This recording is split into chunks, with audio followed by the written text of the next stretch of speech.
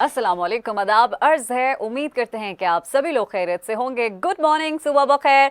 और अपनी मॉर्निंग को बेहतर बनाने के लिए, खूबसूरत बनाने के लिए, हसीन बनाने के लिए कोशिश करनी चाहिए कि दिन की जो शुरुआत है वो अच्छे मूड के साथ होनी चाहिए, थोड़े स्माइल के साथ, थोड़े वो तमाम चीज़ों को भुला देना जो कल हुई परसों हुई, उन सब चीज़ों को एक जगह साइड पे रख कर आगे बढ़ना और अगले दिन के लिए प्लानिंग करना, यही ज़िंदगी का उसूल होना चाहिए। तो जनाब, आज की प्लानिंग, आज की बहुत सारी ऐसी खबरें हैं। कुछ क्रिकेट के ग्राउंड से हैं, कुछ बैनुल अक़वामी कुछ खबरें हैं, कुछ हमारी सियासत की जो गर्मा गर्मी है। वैसे तो चाय गर्म होती है, लेकिन हमारी आजकल सियासत बड़ी गर्म गर्म चल रही है। जहाँ पर हम बात कर रहे हैं पाकिस्तान पीपल्स पार्टी की, पीटीआई की, नून लीग की, काफ लीग की, ये तमाम जमातें बड़ी सरगर्म नज़र आ रही हैं। लेकिन उससे पहले एक ख़बर जो कि जिस पर हमारा कोई कंट्रोल नहीं है, कुछ कुदरती आफत ऐसी होती हैं जो बिन बुलाए आ जाती हैं। जनाब, ऐसे ही हुआ वफाकी दारुल हुकूमत इस्लामाबाद समेत खैबर पख्तूनख्वा के मुख्तलिफ शहरों में ज़लज़ले के झटके महसूस किए गए हैं। और खैबर पख्तूनख्वा के मुख्तलिफ शहरों में ज़लज़ले के शदीद झटके महसूस किए गए। ज़लज़ला पैमा की अगर हम बात करते हैं तो मरकज़ के मुताबिक ज़लज़ले की शिद्दत जो है वो रेक्टर स्केल पर तकरीबन 5.0 रिकॉर्ड की गई।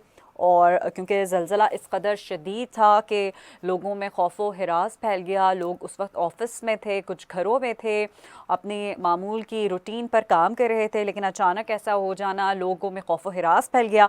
और कलमा तैयबा का विर्द करते हुए लोग घरों, दुकानों, मकानों और दफातर से बाहर निकले और मैदानों की तरफ रुख किया। क्योंकि यही कहा जाता है कि अगर आप ऊंची बिल्डिंग में कहीं काम कर रहे हैं या आपका घर है तो कोशिश करके आप ग्राउंड फ्लोर पर आ जाएं ताकि किसी भी नुकसान से आपको बचाया जा सके। ज़लज़ले की शिद्दत जो है वो रेक्टर स्केल पर 5.0 रिकॉर्ड की गई है।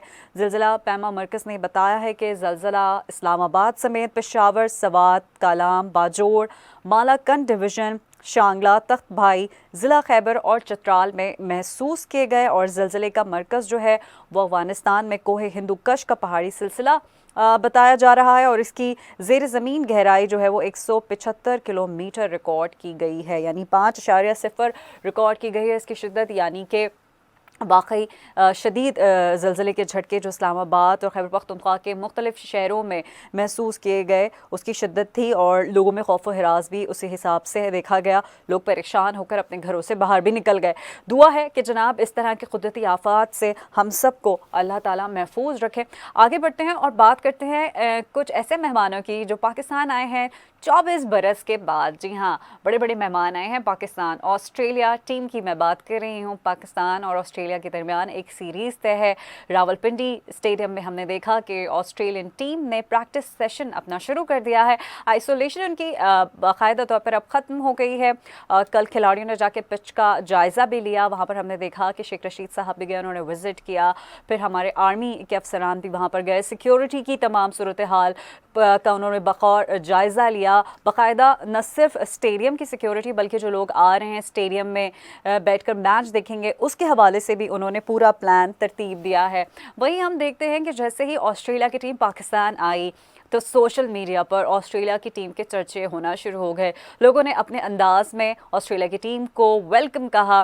किसी ने पंजाबी में कहा, किसी ने सिंधी में कहा, किसी ने अंग्रेज़ी में कहा, किसी ने अरबिक में कहा। तो जनाब, ये मोहब्बत है हमारे पाकिस्तानियों की, क्योंकि पाकिस्तान एक ऐसा मुल्क है जहाँ पर हर ज़बान से ताल्लुक़ रखने वाले लोग यहाँ पर रहते हैं।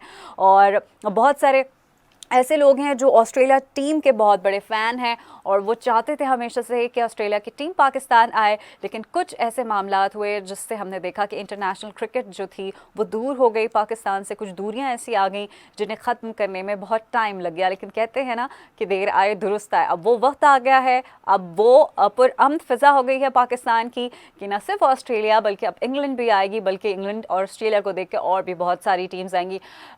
ये तो अलग बात है कि न्यूजीलैंड की टीम आई और अनफॉर्चुनेटली एक ऐसा इवेंट हो गया जिसकी वजह से न्यूजीलैंड को जाना पड़ा। लेकिन वो कहते हैं ना, खुद की भी कोई अक्ल होती है, कुछ शऊर होता है और कुछ कमिटमेंट्स होती हैं। उन्होंने किसी भी चीज़ को मद्देनज़र ना रखते हुए, सब चीज़ों को बलाए ताक रखते हुए उन्होंने अपना डिसीजन लिया और वो पाकिस्तान से चले गए। लेकिन जनाब, ये एक भारत की साजिश थी जिसे हमने नाकाम करके दिखाया है और इसका मुँह बोलता सबूत यह है कि ऑस्ट्रेलिया की टीम पाकिस्तान में मौजूद है जनाब।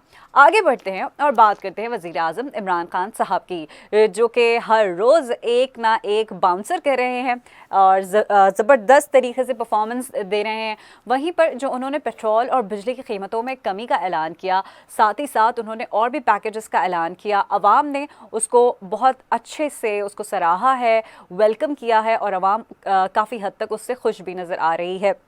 कल हम ये देखते हैं कि इमरान खान साहब ने एक तकरीब से ख़िताब किया इस्लामाबाद में। सूद कर्ज़े की इफ्तिताई तकरीब से ख़िताब करते हुए इमरान खान साहब ने कहा कि मेरा आवाम से, मेरी पूरी कौम से, पूरे पाकिस्तान से ये वादा है कि अगर शहरी जितना आप टैक्स देंगे वो मैं अपने निचले तबके पर लगाऊंगा। और उन्होंने कहा कि मैं गुर्बत ख़त्म करने के लिए जो टैक्स से हमें ज़्यादा रकम मौसूल हो रही है, मैं उससे फ़लाह बहबूद करूँगा उन गरीब आवाम की जो माशी जिनको मसाइल दरपेश हैं। साथ ही उन्होंने कहा कि पाकिस्तान को ज़रूरत है ऐसे यंग ब्लड की, नौजवानों की, जो पाकिस्तान को तरक्की की मनाजिल की बुलंदियों पर ले जाए। और उन्होंने ये इंटेंशन भी शो की कि उनसे अपने इस टेन्योर में जितना नौजवानों की फलाह बहबूद के लिए जितना मुमकिन हो सका वो इक़दामात करेंगे। वहीं पर उन्होंने 1947 का उन्होंने एक हवाला दिया। उन्होंने कहा मिसाली इस्लामी रियासत पाकिस्तान को बनना थी, जो कि इमरान खान साहब का भी नारा है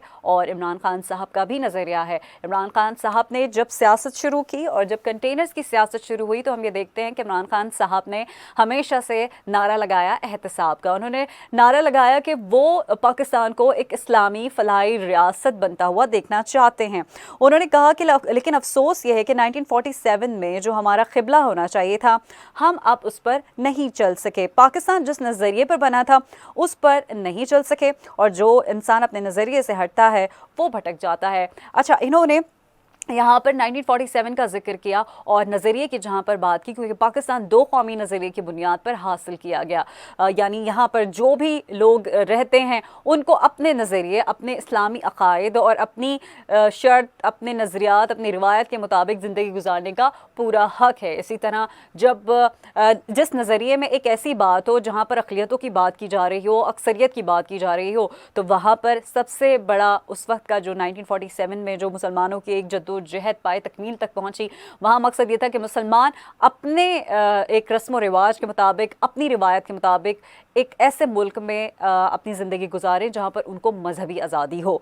साथ ही इमरान खान साहब का ये भी कहना था कि पाकिस्तान की तारीख़ में पहली बार FBR ने सबसे ज़्यादा टैक्स जमा किया है, जो कि बहुत ही एक अप्रिशिएटिंग बात है। वो अगर हम स्पेशली कराची की बात करें तो कराची से एक बड़ी एक रकम टैक्स की सूरत में हुकूमत ने हासिल की है। उन्होंने कहा कि हमारे पास पैसे ज़्यादा आए, जिस पर बिजली का फ़ी यूनिट 5 रुपये और पेट्रोल डीजल 10 रुपये फ़ी लीटर हमने कम कर दिया। तो ये एक बड़ी खुश आइन बात है।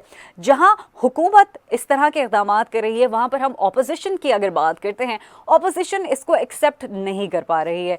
अगर मैं ये कहूँ कि इसे डाइजेस्ट नहीं कर पा रही तो गलत बिल्कुल नहीं होगा। हुकूमत अपनी जानिब से एफ़र्ट करती हुई नज़र आ रही है, जो कि वाकई में कुछ ऐसा लग रहा है कि अब एक गेम चेंज हो जाएगा।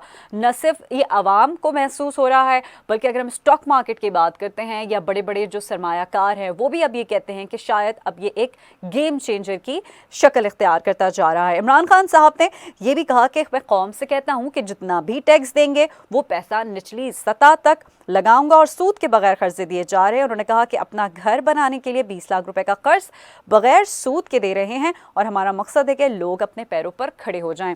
यानी कि वो तमाम लोग जो घर की ख्वाहिश रखते हैं वो इस कर्जा स्कीम से फ़ायदा उठाते हुए अपना घर बना सकते हैं। और 20 लाख रुपए पे अगर हम सूद की बात करते, अगर सूद देना पड़ता तो एक बड़ी रकम हो जाती, लेकिन अच्छी खबर यह है कि इस पर सूद देना नहीं पड़ेगा। उन्होंने मज़ीद ये भी कहा कि हर शहर में कच्ची आबादियाँ बढ़ती जा रही हैं और कराची में 40% कच्ची आबादी है, लाहौर में भी कच्ची आबादियाँ बढ़ गई हैं। और उन्होंने कहा कि कर्ज बिला सूद इसलिए दे रहे हैं ताकि गरीब लोग भी अपने घर का ख्वाब पूरा कर सकें, जो कि अच्छी बात है। वहीं पर हम जनाब देखते हैं कि जब इतनी अच्छी अच्छी बातें हुकूमत की जानिब से की जा रही हों, जहां पर आवाम की फलाह व बहबूद की बातें की जा रही हों, वहीं पर अपोजिशन को आग लग गई है और उनसे ये बर्दाश्त नहीं हो पा रहा, जिस पर हम ये देखते हैं कि नून लीग के जो रहनुमा हैं शहबाज शरीफ साहब, वो ये कहते हैं कि मेरी ये दुआ है कि इमरान नियाजी ने जो पेट्रोल और बिजली की कीमत में कमी की है वो इस पैकेज पर अपना यू टर्न ना लें। यानी कि वो ये खदशा जाहिर कर रहे हैं कि इमरान खान साहब ने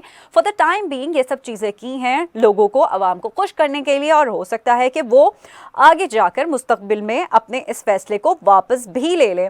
लेकिन जनाब हम ये भी देखते हैं कि वहीं पर पीपल्स पार्टी के रहनुमा बिलावल भुट्टो जरदारी ने इस तमाम चीज़ को अपने क्रेडिट पर ले लिया है। यानी कि इमरान खान साहब ने जो भी इक़दाम किया, बिलावल भुट्टो जरदारी साहब कहते हैं कि ये हमारे लॉन्ग मार्च का नतीजा है। और उन्होंने कहा ऐसा क्या तीर मार लिया जो आपने 10 और 50 रुपये, 10 और 5 रुपये कम कर दिए। उन्होंने कहा ऐसा क्या तीर मारा, अगर आपको कुछ कम करना था तो महंगाई को कम करना था। और उन्होंने ये भी कहा कि हमें तो बिल्कुल भी यकीन नहीं है, हो सकता है कि ये प्राइस वापस फिर से बढ़ा दिए जाएँ। तो इस तरह की चीज़ें अपोजिशन के सामने आ रही हैं और हुकूमत उसका जवाब देती हुई भी नजर आ रही है। साथ ही शहबाज शरीफ की जैसे कि मैंने बात की, उन्होंने कहा कि मेरी ये दुआ है कि इमरान खान साहब यू टर्न ना लें। और साथ ही उन्होंने कहा कि इमरान नियाजी पेट्रोल और बिजली की कीमत में अपने पैकेज पर आने वाले दिनों में यू टर्न ना लें, और पेट्रोल की कीमत कम हुई है तो महंगाई में कमी क्यों नहीं हुई। इस पर हम बात कर लेते हैं। शाहिदा रहमानी हमारे साथ मौजूद है। Thank you so much ma'am, good morning. Good morning to you. कैसी हैं आप?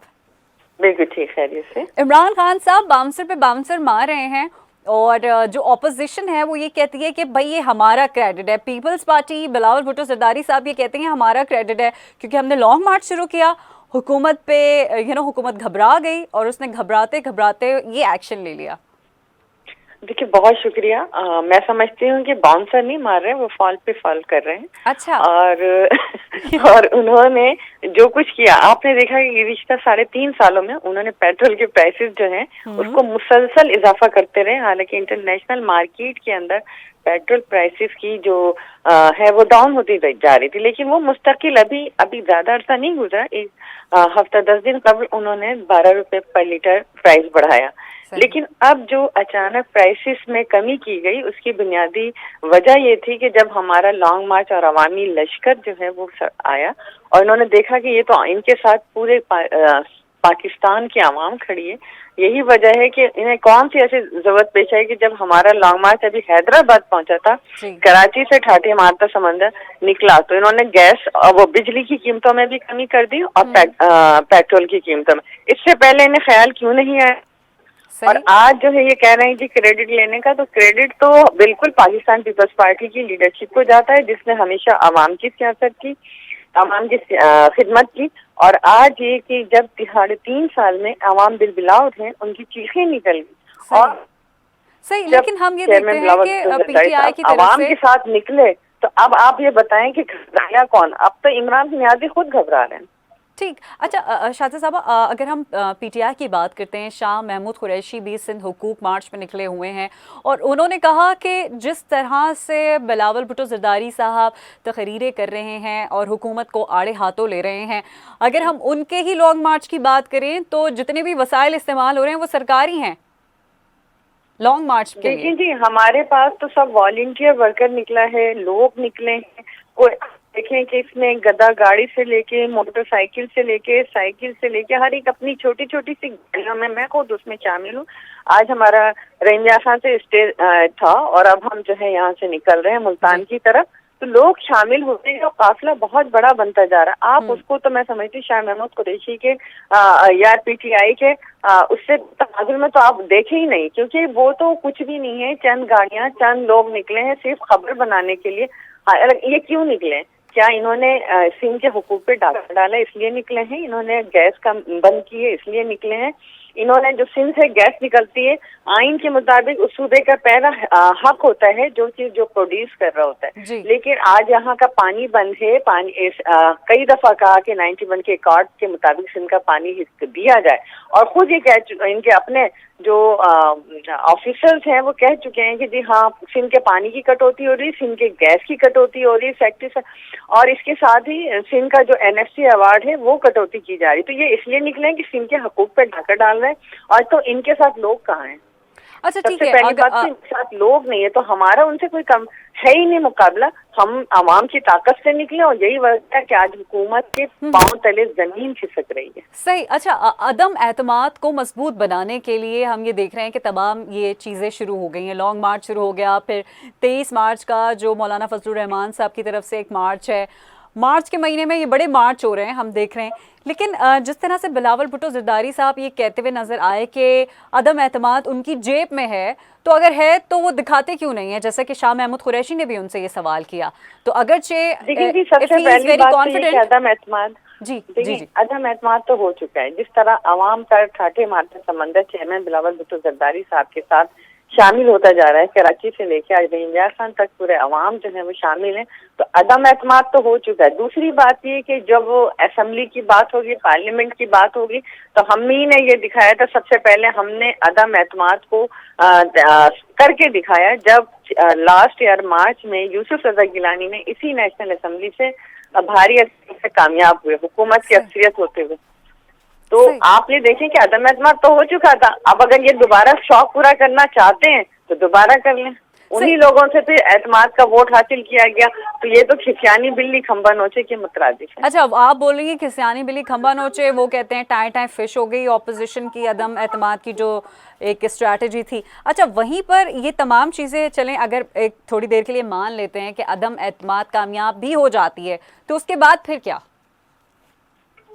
देखिए कि उसके बाद लाजमी बात है कि इस वक्त तो इस न्याजी नाहल करप्ट हुक्मरान हमारी हमें अपनी जान छुड़ानी है, और अवाम इनसे परेशान हो चुके हैं। लिहाजा सबसे पहला ऑप्शन तो ये है, और उसके बाद अहल जो हुक्मरान होंगे उनके हिस्सेदार होंगे। सही। अच्छा, लेकिन जहाँ आपने एक लफ्ज़ इस्तेमाल किया जो कि मैं नहीं समझती कि मुनासिब है किसी भी सियासतदान के लिए, करप्ट का अल्फाज इस्तेमाल करना, क्या माजी की सियासतों में ऐसा नहीं होता आया? और अगर जो हिसाब किताब की बात भी हो रही है 3 साल, तो पीपल्स पार्टी का तो एक बड़ा टेन्योर तकरीबन 15 साल, और सिंध की अगर बात करें तो बहुत ऐसा इतना बड़ा एक टाइम था, इतना इक़्तिदार में रही है ये जमात, तो फिर क्यों नहीं मसाइल हल हो सके? देखिए जी, आपने सिंध की बात की, सिंध हुकूमत ने डिलीवर किया, तो आज अवाम जो है सिंध हुकूमत के साथ निकल रही है। चेयरमैन बिलावल भुट्टो जरदारी साहब के साथ पाकिस्तान पीपल्स पार्टी के साथ निकल रही है, और हमने डिलीवर किया तो अवाम हमारे साथ है। देखिए इन्होंने क्या डिलीवर किया, इनको हम नहीं कह रहे, ये तो चोर डाकू सबको कहते रहे, लेकिन अवाम ने देखा कि जिनको चोर डाकू कहते रहे वो तो अवाम को रिलीफ देते रहे अपने दौरे इक़्तिदार में। उन्होंने मुलाजिमतें भी दी, उन्होंने तनख्वाहों में भी इजाफा किया, उन्होंने पेंशन में भी इजाफा किया, उन्होंने रोजगार के जराए भी ज्यादा से ज्यादा पैदा किए। इन्होंने क्या किया, लंगर खाने बनाए ताकि लोग जो है भूख से मरे, या लंगर खानों में क्या कोई इज्जतदार शख्स जाके लंगर खानों में खाना खाएगा? लोग खुदकशी को तरजीह दे रहे हैं। और फिर हम नहीं कह रहे, ट्रांसपेरेंसी इंटरनेशनल की रिपोर्ट कह रही है कि ये करप्ट, इस वक्त करप्शन सबसे ज्यादा है। आटा चोर, चीनी चोर, हत्या के जो कोविड के अंदर हुआ, आपने देखा कि इन्होंने डोनेशन जमा किए, और ना सिर्फ डोनेशन बल्कि जो कुछ आए कोविड के अंदर उसमें अरबों रुपए का इन्होंने घपला किया, अरबों रुपए खा गए कोविड के आड़ में इन्होंने सामान बनाया, ना सिर्फ मंसूबा, क्या DRTO, हर किस्म की करप्शन से तो इनके दामन जो है। शाहिद साहब, अगर सिंध की बात कर रहे हैं हम, सिंध और स्पेशली सेहत की बात कर रहे हैं, विफाक का ये कहना है कि जो वैक्सीन के लिए सिंध को बजट दिया गया था, सिंध ने उस बजट से वैक्सीन भी नहीं खरीदी और विफाक से ही ली। तो ये देखिए जी, ऐसा हरगिज नहीं है। सिंध ने सबसे ज्यादा वैक्सीनेशन लोगों ने कराई, सिंध ने सबसे ज्यादा वैक्सीनेशन के मौके स्कूल से लेके कॉलेज से लेके तालीमी इदारों से लेके हर जगह अवामी मराकज पे वैक्सीनेशन सेंटर बना, और सबसे ज्यादा वैक्सीन अगर हुई तो वो सूबा सिंध के अंदर हुई। हमने सेहत में अपना जो हमारा एक स्टैंडर्ड है उस पर कोई कंप्रोमाइज नहीं किया, और यही वजह है कि पूरे पाकिस्तान से लोग सिंध में आकर अपना इलाज कराते हैं, और किसी भी किस्म का हो। इन्होंने तो हेल्थ कार्ड के ऊपर एक इतनी बड़ी करप्शन की है जो वक्त आने पे साबित होगी कि जो 10-10 लाख ट्रांसफर करके और जो अपना माफिया है उनको जो है नवाजा जा रहा है। ये बहुत बड़ी करप्शन है। इंसान वो भूखा बैठा, उसके अकाउंट में उसके कार्ड में अगर 10 लाख रुपए है तो वो क्या करेगा? आपने किस तरीके से लोगों को ये जो है गाइड कर रहे हैं। हमारे पास तो हर तरह का जो है इलाज फ्री ऑफ कॉस्ट होता है। अच्छा, cut the long story short, Shahida Rahmani साहब, एक वर्डिक आपसे लेना चाहूंगी। आलमी सतह पर अगर हम अभी तेल की मसनूआत बात करते हैं तो इस वक्त वहां पर प्राइस बहुत हाई हो गए। ऐसी सूरत हाल में पाकिस्तान में प्राइस कम करना आपके नजदीक सही है, अच्छा एक फैसला हुआ है या नहीं? देखिए जी, अभी तक जब तक इंटरनेशनल मार्केट में ऑयल के प्राइसेस से जा रहे थे उस वक्त गवर्नमेंट जो है वो हाई करती चली जा रही थी। ठीक है, तो आपको इनकी मंतब समझ में आती है। नहीं, अभी की सिचुएशन देखते हैं जहां पर यूक्रेन और रूस का मामला इस वक्त तूल पकड़ता जा रहा है, वहीं पर हम आलमी सतह पर इनको तो समझ ही नहीं है ना कि इन्होंने करना क्या है। आप ये देखें कि एक आपकी फॉरेन पॉलिसी पे ये देखें कि एक तरफ रूस और यूक्रेन का जैसे आपने मसला किया बताया, और इस वक्त कितना बड़ा डिस्प्यूट चल रहा है, जंग चल रही है, उसके अंदर ये जाकर इन्होंने क्या कौन से कारनामे अंजाम देते, इसका तो आने वाले वक्त में आपको पता चलेगा कि इन्होंने कितनी बड़ी गलतियां की हैं। और आपने बताया इंटरनेशनल जो प्राइस की बात हुई, तो हमारे उस दौर में जब पाकिस्तान पीपल्स पार्टी का दौर इख्तिदार था 2008 से 13, तो उस वक्त इंटरनेशनल प्राइस देखे थे आपने, और उस वक्त ये सब जो आज इनके इत्तेहादी शामिल है वो कहा करते थे कि जी फौरी तौर पर पीपल्स पार्टी को ब्लैकमेल करते थे कि जी आपने प्राइस इतने बढ़ाए। उस वक्त इतने प्राइस नहीं थे जितने आज प्राइस है। शाहिदा रहमानी साहब, अगर हम बात कर रहे हैं इमरान खान साहब की कि वो रूस चले गए और उनका ये फैसला गलत था, तो 2 दहाइयों के बाद तो रूस ने इस तरह के अपना एक जेस्चर पेश किया। इससे पहले तो कभी जेस्चर नहीं पेश किया। 2 दहाइयों से ज्यादा का वक्त गुजर चुका है, और अगर हम रूस की कशीदगी की बात करते हैं, पाकिस्तान के साथ ताल्लुकात बेहतर होते हुए नजर आ रहे हैं। तो आने वाला वक्त बताएगा। सियासत में और मुल्की मामलात में टाइम जो है बड़ा इम्पोर्टेंट होता है। इस वक्त क्या करना है? वजीर खारजा साहब, हो सकता है आप सब लोग भी साथ मिलकर बैठे हुए हो। पाकिस्तान इस वक्त पाकिस्तानी तुलबा, पाकिस्तानी बाशिंदे वहाँ पे फंसे हैं, वो उनको निकालने के बजाय अपना लॉन्ग मार्च का शौक पूरा कर रहे हैं, जबकि उनको पता है कि अवाम उन्हें रिजेक्ट कर चुकी है। तो ये तो वक्त बताएगा कि बर वक्त फैसले किए गए हैं या नहीं। अच्छा, हो सकता है आप लोग भी सब साथ मिल जाएं, एक साथ बैठे हुए, चाय कॉफी भी एंजॉय करें। Thank you so much, thank you. Shahida Rahmani साहब हमारे साथ मौजूद थे, और इनका मौक़िफ़ यही था कि हुकूमत ने पेट्रोल के प्राइसेस पहले बहुत बढ़ाए और फिर उसके बाद इस तरह का फैसला, ऑपोजिशन इसको एक्सेप्ट करती हुई, डाइजेस्ट करती हुई नज़र आती। हम बात कर रहे हैं जहां पर पेट्रोल प्राइसेस की, बिजली के प्राइस कम होने पर जिस तरह से ये एक यलगार नज़र आ रही है, और जिस तरह से पीपल्स पार्टी के मार्च से ललकारा जा रहा है, हम ये तमाम चीज़ों को देखकर एक ही नतीजे पर आवाम पहुंच सकती है कि भाई आवाम को बस रिलीफ चाहिए। फिर वो चाहे पीटीआई दे, पीपल्स पार्टी दे, नून लीग दे, काफ लीग दे, ये जितनी भी लीग्स हैं, हम ये चाहते हैं कि इसमें आवाम की जीत हो और आवाम को किसी हद तक रिलीफ मिलता हुआ नज़र आए। वहीं पर जनाब अब बहुत सारी ऐसी चीज़ें हैं जिस पर ऑपोजिशन ने भी सवाल उठाए, हुकूमत की तरफ से भी जवाब आए। वहीं पर शाह महमूद कुरैशी साहब का जो सिंध हुकूक मार्च है वो भी रवा दवा है, अपनी मंजिल तक आगे बढ़ रहा है, और कराची ये आएगा। अली जैदी साहब भी उसमें पेश नज़र आ रहे हैं। शाह महमूद कुरैशी इस पूरे इवेंट को लीड करते हुए नज़र आ रहे हैं। जलसे, जुलूस, मार्च, धरनों, ये तमाम चीज़ें इस वक्त हम देख रहे हैं फुल ऑन नज़र आ रही हैं। लेकिन वहीं पर बात सिर्फ इतनी है कि क्या मार्च की सियासत करना या फिर धरनों की सियासत करने से कोई रिज़ल्ट निकलता है? क्योंकि माजी में भी बड़े धरने हुए। हाँ, एक धरना जो कि बहुत ज़्यादा अरसे तक चला, वो एक तारीख़ी धरना है जिसको आपने और हम सब जानते हैं। कंटेनर्स की सियासत भी हमने देखी। अब ये मार्च की जो सियासत चल रही है, ये देखते हैं कि इसका एंड क्या होने वाला है। वहीं पर दूसरी जानिब हम ये देखते हैं कि जिस तरह से कराची, पंजाब, लाहौर, इस्लामाबाद, ये तमाम शहर बड़े ही इम्पॉर्टेंट है। वहीं पर हम ये देखते हैं कि जिस तरह से अभी इमरान खान साहब ने कुछ एक्शंस लिए हैं हुकूमत की तरफ से, जो आवाम की भलाई के लिए कुछ एक्शंस लिए गए हैं, उसका हम देखते हैं कि किस तरह से इनपुट और आउटपुट आएगा। इस वक्त हमारे साथ मौजूद हैं जमशेद इकबाल साहब। Thank you so much sir आपके वक्त का। सर, ये इमरान खान साहब ने जो फैसला किया बिजली और पेट्रोल के प्राइस कम कर दिए। ऑपोजिशन इसको अभी तक डाइजेस्ट नहीं कर पा रही, वो ये कहती है कि ये एक हरबा है। देखें, अपोजिशन जो है, अपोजिशन की हमेशा से कमजोरी रही है जब ये हुकूमत में थे कि इन्होंने टैक्स कलेक्शन कभी अच्छी नहीं की जी। टैक्स कलेक्शन अच्छी ना करने की वजह ये थी कि लोगों को उस तरह एतमाद नहीं था इनकी करप्शन की वजह से, और ये खुद भी बड़े डिफेंसिव होते थे कि टैक्स को इस तरह लेते हैं जैसे कोई जुर्माना ले रहे हैं या कोई लूट रहे हैं कुछ ऐसे। सो टैक्स देना भी फखर की बात है, और गवर्नमेंट का टैक्स कलेक्शन करना एक अच्छी गवर्नेंस की और you can say trust between the people and the government, और यू कैन से कि एक अच्छी इकोनॉमी की या एक डिसिप्लिन इकोनॉमी की एक निशानी है।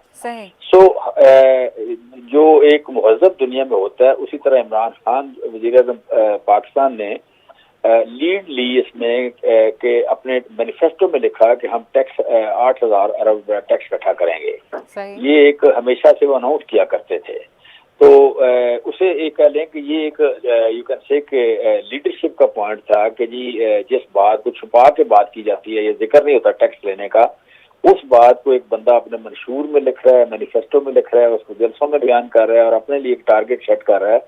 और हम अब उस तरफ जा रहे हैं कि पिछले इस साल हमारा को 6,300 अरब का टैक्स इस साल इकट्ठा हो रहा है, अगले साल 1,200 अरब मजीद बढ़ रहा है। तो इसका मतलब है कि हम जो 8,000 अरब रुपए की बात करते थे इमरान खान, वो हमारे इस टेन्योर खत्म होने तक इंशाल्लाह हम उसे अचीव कर जाएंगे जी। सो कहने जब हमारे पास फिजिकल स्पेस आई है, टैक्स कलेक्शन बेहतर हुई है, तो फिजिकल स्पेस आई है, तो इस वक्त हमारे अवाम जो है ग्लोबल जो महंगाई हुई है उससे परेशान है। तो ग्लोबल जो इसमें थोड़ा सा आप अंडरस्टैंड करें कि जिस तरह जब आप तरक्की करते हैं, मतलब तरक्की याफ्ता मतलब तरक्की की तरफ जाते हैं, तो जो एनर्जी का पार्ट है ये बड़ा इम्पोर्टेंट हो जाता है। ये आपकी डे टू डे लाइफ में एनर्जी बड़ा सेगमेंट बन जाता है, इवन खुराक से, या खुराक के बराबर ही चला जाता है। सो इसमें इस वक्त एनर्जी जो चूंकि हमारी मेनली इम्पोर्टेड है, 80-90% हमारी एनर्जी इम्पोर्टेड है, तो वो जो इंटरनेशनल मार्केट के मुताबिक ही चलना है। उन्होंने ना अमीरों को महंगी देनी है, ना गरीबों को सस्ती देनी है जी। तो बीइंग ए पुअर कंट्री, हमारे ऊपर या सारी गरीब दुनिया पे इसका इम्पैक्ट बहुत ज्यादा आ गया, और अमीरों पे भी आ गया, लेकिन गरीब दुनिया पे इसका इम्पैक्ट ज्यादा हो गया है। लिहाजा यहाँ पे जो महंगाई बढ़ी है, उस महंगाई को कितना हम मैनेज कर सकते हैं, उसके लिए वज़ीर-ए-आज़म पाकिस्तान ने एक बड़ा बोल्ड स्टेप लिया है। ठीक है। अब इनको ये समझ नहीं आ रही, ये तवक्को नहीं करते थे कि हम इतनी अच्छी गवर्नेंस करेंगे, हम इतने अच्छे टैक्स के नंबर होंगे, इतनी तेजी से हम इसको रिवाइव करेंगे। जैसे कहते हैं बात तो सच है, मगर बात है रुसवाई की। हमारी अपोजिशन जो है ये तो कोरोना आने से खुश हुई थी। ये तो कोरोना जब आया तो बाकायदा दे वर हैप्पी कि अब गवर्नमेंट कोलैप्स कर जाएगी, ये लॉकडाउन करेंगे, लोगों को पैसे देने पड़ेंगे, बजट खत्म हो जाएगा, फिर हम सड़कों पे आ जाएंगे और पहिया हार्ट हो जाएगा सारा हर इकोनॉमी का, तो गवर्नमेंट कोलैप्स कर जाएगी। लेकिन हुआ अदरवाइज कि हम वो मुल्क निकले, इमर्ज हुए एज ए विनर के जो मतलब तीनों ऑडिट हुए कोरोना के, हम 1, 2, 3 तीनों में रहे, और and we were the only country के जो तीनों ऑडिट में पहले 3 पोजीशनों में आए। सो हमारी इकोनॉमी जल्दी रिवाइव हुई, टैक्स अच्छा हुआ। फिर आप कह लें कि इसमें जो उसकी इकोनॉमी की सिर्फ कि export led economy, manufacturing led economy जो बनी है, वो एक सिर्फ कंज्यूमर या इंपोर्ट लेड इकोनॉमी नहीं बनी हमारी, हम जा रहे हैं toward the export led economy. तो शुरू में हमें थोड़ा बहुत आप कह लें कि अनपॉपुलर डिसीजन भी करने पड़े, तो अब वो उनका रिजल्ट आ रहा है। जब रिजल्ट आ रहा है तो अपोजिशन वाकई बड़ी बुरी तरह डर गई है, और ये जो धरने और ये आप कह लें मार्च, ये उसी का नतीजा है कि ये जनवरी अब समझते हैं कि अगर हम टेन्योर पूरा कर देते हैं तो देन हमें कोई बंदा रोक नहीं सकता कि हम अगला टेन्योर भी ले जाएंगे। लिहाजा वो आज नाउ और नेवर की पोजीशन में जा रहे हैं कि नाउ और नेवर, ठीक है। तो ये स्टेटस को था एक बड़ा पुराना, एक जो क्लचेस में फंसाया हुआ था आवाम को, या एक इस्तेसाली तबका था, ये नाउ और नेवर की पे जा रहे हैं, और वज़ीर-ए-आज़म पाकिस्तान के इन इक़दामात से वाकई परेशान है। सही, बहुत बहुत शुक्रिया सर आपके वक्त का। जमशेद इकबाल सिंह साहब हमारे साथ मौजूद थे, और उनका यही कहना था कि इस चीज़ को अप्रिशिएट करना चाहिए कि एफबीआर ने रिकॉर्ड टैक्स जमा किया, और स्पेशली कराची की बात करते हैं तो कराची ने सबसे ज़्यादा टैक्स दिया है। आगे बढ़ते हैं और बात कर लेते हैं एक शरई मसले के हवाले से, जो कि है शादी का। हमारे यहाँ शादी करना सुन्नत नबी सल्लल्लाहु अलैहि वसल्लम है, निकाह रसूल करीम सल्लल्लाहु अलैहि वसल्लम की सुन्नत है और हर मुसलमान पर यह फ़र्ज़ है कि सुन्नत को अदा करे। लेकिन पंजाब काबीना ने Muslim family law of ordinance 1961 के तहत वेस्ट पाकिस्तान रूल्स में तरमीम की मंजूरी दे दी है और काबीना ने निकाह नामा में ख़त्म नबूवत के हलफनामे में शक शामिल करने पर इत्तफ़ाक़ किया है, जिसके बाद निकाह के वक्त दूल्हा दुल्हन को ख़त्म नबूवत सल्लल्लाहु अलैहि वसल्लम पर ईमान का हल्फ लेना होगा। इस पर हम बात कर लेते हैं। हमारे साथ मौजूद हैं कारी अमजद साहब। थैंक यू सो मच कारी साहब। देखते हैं कि हमारे माशरे में जो लोगों का रुझान है अब वो शादी की तरफ कम है, जबकि निकाह एक ऐसा पाक रिश्ता है जिसके बाद से हम ये देखते हैं कि इंसान की ज़िंदगी में भी बहुत बेहतरी आती है। माशरे में इस चीज़ की जो कमी आप देख रहे हैं उसके हवाले से आप क्या कहना चाहेंगे? का प्रोसीजर बहुत मुश्किल कर दिया है। हमारे यहाँ जिना आसान जी, है, निकाह मुश्किल है। निकाह को आसान कर देना चाहिए। इसमें देखें कुरान में तो यहाँ तक है कि फ़अनकिहू मा ताबा लकुम, कि जहाँ आपका दिल चाहे आप वहाँ निकाह करें। और बल्कि आगे है मसना व सुलासा व रुबा, भले आप 2 निकाह करें, भले 3 करें, 4 तक की इजाज़त है यहाँ पर। इसलिए कि माशरे में बेराह रवी ना फैले, माशरा जिना से पाक हो, बुराई से पाक हो। लेकिन इसके बरक्स हमारे यहाँ ये होता है कि जिनाकारी पे कुछ नहीं होता। अगर कोई शख्स सेकंड मैरिज कर लेता है तो उसके लिए बड़ा हमारे यहाँ मायूब समझा जाता है। मुआशरे में उसे बड़ी बुरी नज़र से देखा जाता है कि ये वो शख्स है जिसकी 2 बीवियां हैं या जिसकी 3 बीवियां हैं। अगर कोई शख्स मायूब समझा जाता है, अगर कोई शख्स अफोर्ड कर सकता है तो उसे कर लेनी चाहिए, बजाय इसके कि जिनाकारी की तरफ आएँ और बेराहरवी फैले। निकाह को आम किया जाए, जितना निकाह होगा उतनी ही वो बच्चियां देखिए जो बैठी हैं जिनके निकाह नहीं हो रहे हैं, बेवा हैं, मुतल्लका हैं, उन सबको जो है तहफ़्फ़ुज़ मिलेगा। ये बहुत अच्छी चीज़ है, इस तरफ आना चाहिए। लेकिन अफसोस वही है कि हमारे यहाँ निकाह का प्रोसीजर बड़ा मुश्किल है और फिर हमारे यहाँ मुआशरा भी हमारा ऐसा है कि जिसमें फिर बड़ा बड़ा कुछ देखा जाता है, हमारा स्टेटस देखा जाता है, फिर एक जहेज का मामला वो एक अलग है। तो इस तरह की बहुत सारी प्रॉब्लम्स अच्छा कारी साहब, जहाँ पर निकाह की अपनी खूबसूरती है वहाँ पर निकाह के साथ हक महर जो है वो जुड़ा हुआ होता है। इसको बड़ा मुश्किल बना दिया है सोसाइटी ने। अगर हम शरई हक महर की बात करते हैं जो कि बहुत ही कम अमाउंट है, लेकिन लोग ये डिमांड कर रहे होते हैं कि नहीं हक महर ज़्यादा रखना है। इस पर आप क्या कहेंगे? यहाँ पे ये बात ऐसा नहीं है कि शरई तौर पे हक महर कम है जी। हक महर जो है औरत का एक हक है और ये अल्लाह और उसके रसूल ने उसे दिया है और इस पे जितना चाहे औरत दिखवा सकती है, ये उसके लिए है और वो शरई होगा। आमतौर पे ऐसा भी होता है कि निकाह के मौके पर मैं खुद जब निकाह पढ़ाने जाता हूँ तो लोग कह देते हैं जी शरई लिख दें, तो मैं कहता हूँ कि शरई मिनिमम 5000 से लेके आजकल और मैक्सिमम जितना भी हो सब शरई है। इसमें कोई वो नहीं है कि जो है ज्यादा हक महर है तो वो शरई नहीं है। अगर इसमें हम देखें आप सल्लल्लाहु अलैहि वसल्लम की साहबजादियों का, आपकी बीवियों का हक महर, तो वो भी आज के दौर में अच्छा खासा बनता है। जैसे बीबी फातिमा रजी अल्लाह ताला अन्हा का जो हक महर था या हजरत आयशा सिद्दीका रजी अल्लाह ताला अन्हा का जो हक महर था वो जो है तकरीबन 1.25 किलो चांदी बनता है। ठीक है जी, 150 तोला चांदी है। तो आप उसका आजकल का अमाउंट लगाएं तो वो तकरीबन 2 लाख से ऊपर का है। सही। तो इसलिए जिस तरह से हम ये देख रहे हैं सोसाइटी में अब एक कॉन्सेप्ट है कि भाई जहेज तो होगा तो ही बेटी की शादी होगी, वरना तो लोगों ने अपनी बेटियों को घरों में बूढ़ा कर दिया और हम ऐसे बहुत सारे घर ऐसे देखते हैं। आप लोगों के लिए क्या पैगाम देना चाहेंगे, स्पेशली क्योंकि आप जैसे जो लोग हैं जो माशाल्लाह से जिनको इतना इल्म है, शऊर रखते हैं, अगर वो माशरे को समझाते हैं कुछ तो लोग ज़्यादा बेहतर तरीके से समझ सकते हैं। कि इसमें मैं यही कहना चाहूँगा कि निकाह के प्रोसीजर को आसान बनाना चाहिए, ऐसी शराइत कि जिसकी वजह से निकाह मुश्किल हो जाए, बच्चियां बैठी रहें, इस पे जो है नज़रसानी करनी चाहिए और पेरेंट्स को भी ये चीज़ देखनी चाहिए। अच्छा, यहाँ पे एक और चीज़ मैं ऐड करता चलूँगा, बच्ची की रज़ा भी देखनी चाहिए। बाज़ औक़ात ऐसा होता है पेरेंट्स अपने ख़ानदान को बचाने के लिए एक अपने निकाह बिल जबर ना हो, हाँ निकाह बिल जबर ना हो, बच्ची की रज़ा शामिल हो। दूसरी चीज़ उसमें यह है कि आसानी पैदा करें। जहेज़ कोई अच्छी चीज़ नहीं है, जहेज़ की लालच को ख़त्म कर दिया जाए और ये हमारे प्यारे नबी सल्लल्लाहु अलैहि वसल्लम ने 1450 साल पहले इस चीज़ को ख़त्म कर दिया। बीबी फातिमा जो कि शहजादी थी, आप सल्लल्लाहु अलैहि वसल्लम कोई गरीब आदमी नहीं थे, आप रिचेस्ट आदमी थे। आप ये देखें कि आप एक स्टेट के जो है उस वक्त सरबराह थे, मदीना एक अलग रियासत थी और उसके सरबराह सरकार दो आलम सल्लल्लाहु अलैहि वसल्लम थे, और आपकी बेटी तो वो प्रिंसेस थी, वो शहजादी थी। क्या बात। और वो नॉट ओनली कि वो दुनियावी तौर पे बल्कि वो उखरवी तौर पर भी शहजादी और जन्नत पे ख़वातीन की सरदार। उनका अगर हम निकाह देखते हैं, उनका जहेज देखते हैं तो बराए नाम है। बिल्कुल। तो ये हमारे लिए एक सबक था। आप सल्लल्लाहु अलैहि वसल्लम ने उम्मत को एक दर्स दिया, एक सबक दिया कि देखो मेरा मकाम यह है कि अल्लाह के बाद सबसे ऊंचा मकाम सरकार दो आलम सल्लल्लाहु अलैहि वसल्लम का है, और आप अपनी बेटी को बराए नाम जहेज दे रहे हैं। तो इसका मतलब ये है कि आप लोग इस चीज़ की तरफ ना जाओ, बल्कि जो चीज़ देखो वो है तकवा। आपने हज़रत अली करमल्लाहु वजहू को पसंद किया। हज़रत अली रज़ी अल्लाह ताला अन्हु नेक आदमी, तकवे में आपका कोई सानी नहीं, बड़ा ऊंचा मकाम और मर्तबा आपका। लेकिन वैसे देखा जाए तो आप मजदूरी करके रोजी कमाते थे, आपका कोई बाकायदा कारोबार नहीं था।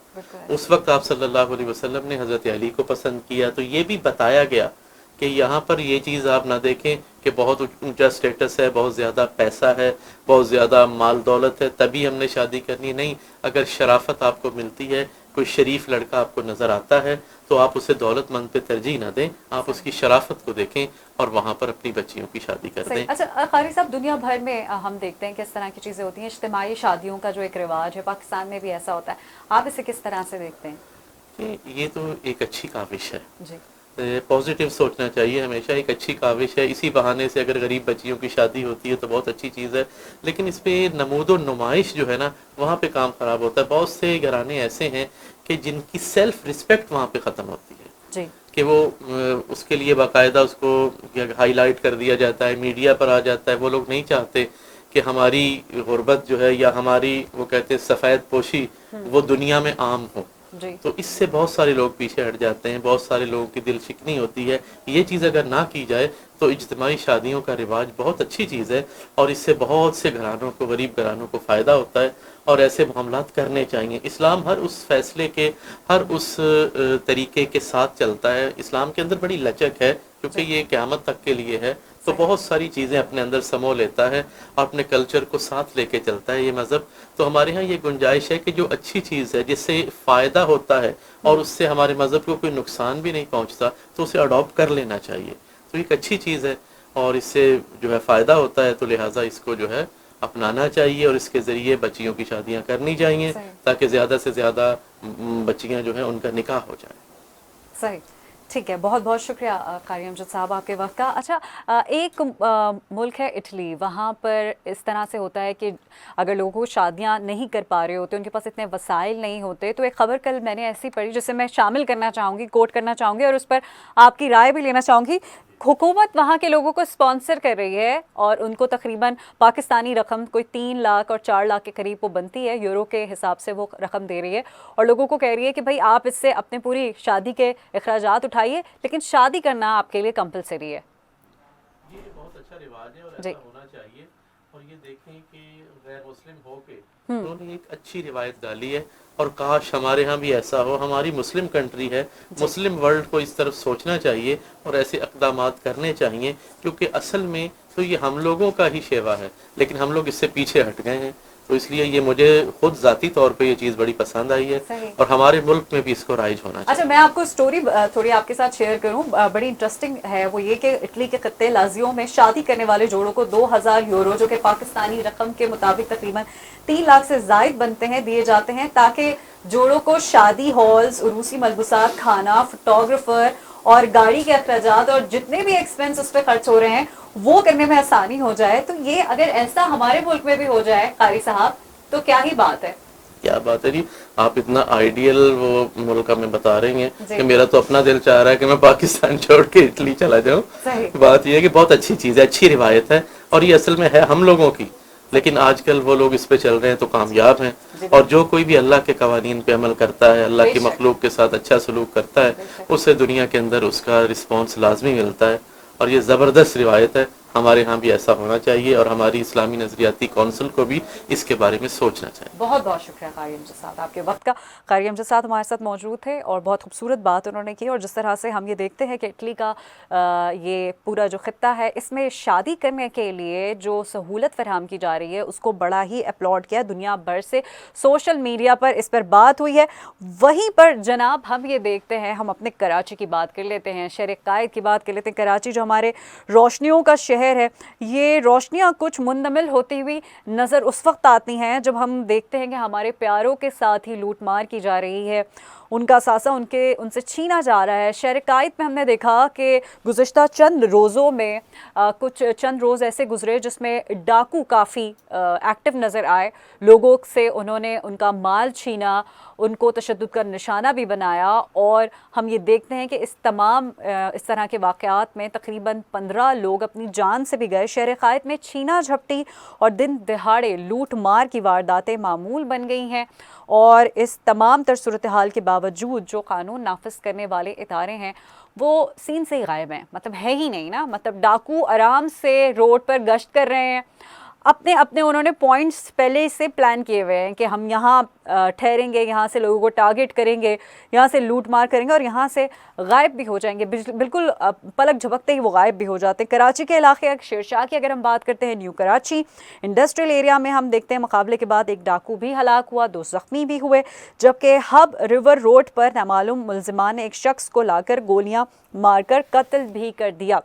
वहीं पर जनाब हम ये देखते हैं कि जो कराची पुलिस चीफ हैं, उन्होंने कहा है कि तकरीबन 7,500 के करीब डाकू इस वक्त पूरे शहर में दंदनाते फिर रहे हुए हैं और उनको कोई रोकने वाला नहीं है। उस पर हम ये देखते हैं कि मुराद अली शाह ने कल एक इजलास भी किया, एक मीटिंग भी की, और उन्होंने कराची के अमन अमान के हवाले से बड़ा सख्त एक्शन लिया। उन्होंने कहा कि मुझे स्ट्रीट क्राइम से पाक कराची चाहिए, कुछ भी करें, और जो लोग काम नहीं करते उनको महकमों से निकाल दें। वहीं पर हम ये देखते हैं कि हाफिज़ जमात इस्लामी की हम अगर बात कर लें तो बड़ी जमात है जनाब, और अभी धरनों का सिलसिला जैसे कि उन्होंने दिया हुआ था बल्दियाती कानून एक्ट के हवाले से, वो भी काबिल ज़िक्र है। उन्होंने कहा कि जब तक ये स्ट्रीट क्राइम ख़त्म नहीं होगा, जमात इस्लामी 50 थाने जो कि कराची के मशहूर 50 थाने, उसके बाहर धरना भी देगी। इस पर हम बात कर लेते हैं। टैलेंट न्यूज़ के रिपोर्टर काशिफ नज़ीर हमारे साथ मौजूद हैं। काशिफ, कराची में ये क्या हो रहा है? अभी हम जनवरी, जैसे ही ये नए साल का आगाज़ हुआ है, लूटमार शुरू हो गई है। बिल्कुल महर, सिर्फ जनवरी, फरवरी और मार्च स्टार्ट होते ही लूटमार हो चुकी है। इतनी लूटमार है कि रोज़ाना की बुनियाद पर एक ही मकामात पर 2-2 मुख्तलिफ ग्रोह आके डाकू जो है वो शहर में लूटते हैं। कुछ दिन कबल कोरंगी इंडस्ट्रियल एरिया में एक कैश वैन लूटी गई थी, जिसमें जब बाद में उसकी सीसीटीवी फुटेज मंजर आम पर आई तो उसमें एक बंदा जो है वो पुलिस की वर्दी में दिखाई दिया। जो इतलात हैं कि ग्रोह वो पकड़ा जा चुका है, लेकिन वो जो पुलिस की वर्दी में शख्स था वो पुलिस वाला नहीं है। उसी मुकाम पर तकरीबन 2.5 से 3 घंटे बाद एक और वारदात रोनुमा हुई, तो वहाँ के तंग हारे शहरी जो कराची के हैं उन्होंने जाके उसे जो है उन मुल्जिमान को खुद साख्ता दबोच लिया। फिर पुलिस और रेंजर्स पहुंची और वहाँ पर काफ़ी झड़पें हुई, जिसके बाद उन मुल्जिमान को गिरफ्तार किया गया। बड़ी तादाद में पुलिस और रेंजर्स की जानिब से ये दावे किए जाते हैं कि रोज़ाना की बुनियाद पर तकरीबन 50, 100, 150, 200 स्ट्रीट क्रिमिनल्स को गिरफ्तार किया जाता है। गिरफ्तार करने के बाद इन्वेस्टिगेशन की जाती है, उनसे मुख्तलिफ किस्म के हथियार की बरामदगी होती है और उन्हें जेल भेजा जाता है। अब से कुछ दिन कबल जो एडिशनल आईजी की जानिब से एक स्टेटमेंट आया था 7,500 मुल्जिमान का, जिसमें उन्होंने कहा था कि 7,500 मुल्जिमान जो है वो शहर में दंदनाते फिरते हैं। ये जो असल उन्होंने रिपोर्ट जाहिर की थी, ये उन्होंने वो 7,500 क्रिमिनल्स की रिपोर्ट बताई थी कि जिनका क्रिमिनल रिकॉर्ड मौजूद है और उनको अदालतों ने जमानत दी हुई है। उनका ये सीएम से शिकवा था कि हम बंदे गिरफ्तार करके, पुलिस बंदे गिरफ्तार करती है, रेंजर्स बंदे गिरफ्तार करती है, जब वो अदालतों में जाते हैं तो उनको बाआसानी जो है वो जमानत मिल जाती है, क्योंकि ज़्यादातर जो 23A की सेक्शन है वो इसमें शामिल होती है, क्योंकि असले की सेक्शन 13D से बढ़ाकर 23A कर दी गई थी ताकि मजीद सख्त हो। 13D में एक ही दिन में जमानत हो जाती थी, की 23 में एक दिन बाद जमानत हो जाती है।